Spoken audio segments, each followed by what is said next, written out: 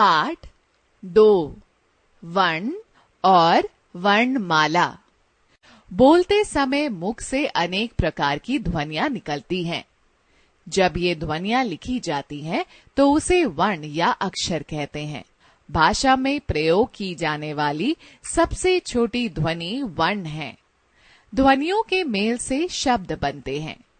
चित्रों के नीचे लिखे गए शब्दों और वर्णों को ध्यानपूर्वक पढ़िए। केला, क ए ल आ, केला। घोड़ा, घ ओ ड़ आ, घोड़ा। केला और घोड़ा कई ध्वनियों से मिलकर बने हैं। इन ध्वनियों के और छोटे टुकड़े नहीं किए जा सकते। वर्ण के भेद। वर्ण के 2 भेद होते हैं। पहला स्वर, दूसरा व्यंजन। स्वर जिन वर्णों का उच्चारण किसी अन्य वर्ण की सहायता के बिना होता है उन्हें स्वर कहते हैं। हिंदी वर्णमाला में इनकी संख्या 11 होती है। व्यंजन जिन वर्णों के उच्चारण में स्वरों की सहायता लेनी पड़ती है उन्हें व्यंजन कहते हैं। हिंदी वर्णमाला में इनकी संख्या 33 है, जो इस प्रकार है। कवर्ग, क ख ग घ अंग। चवर्ग, च छ ज झ ञ। टवर्ग, ट ठ ड ढ ण। तवर्ग, त थ द ध न। पवर्ग, प फ ब भ म। अंतःसत्, य र ल व। ऊष्म, श श स ह।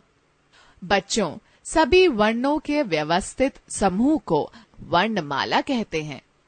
याद रखिए, संयुक्त व्यंजन 2 व्यंजनों के योग से बनने वाले व्यंजनों को संयुक्त व्यंजन कहते हैं। श, क, श, शिक्षा, ज्ञ। ज, ज्ञ, ज्ञान। त्र, त, र, पवित्र। श्र, स, र, श्रम। अतिरिक्त व्यंजन ड और ढ अतिरिक्त व्यंजन कहलाते हैं। इन दोनों वर्णों से कोई भी शब्द आरंभ नहीं होता। ये शब्द के बीच में या अंत में आते हैं, जैसे सड़क, पढ़ना आदि। अयोगवा, अंग और आहा। अंग, अंक, आहा। अंतः। मात्रा, अ के अलावा प्रत्येक स्वर का एक निश्चित चिन्ह होता है। इन्हें व्यंजन के साथ लगाया जाता है। ये चिन्ह मात्रा कहलाते हैं। प्रत्येक व्यंजन वर्ण में अ का स्वर मिला होता है, जैसे क, अ, क, ख, अ, ख, ग, अ, ग।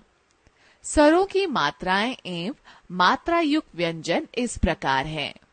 स्वर मात्रा अ, आ, इ, ई, उ, ऊ, री, ए, ओ, आओ।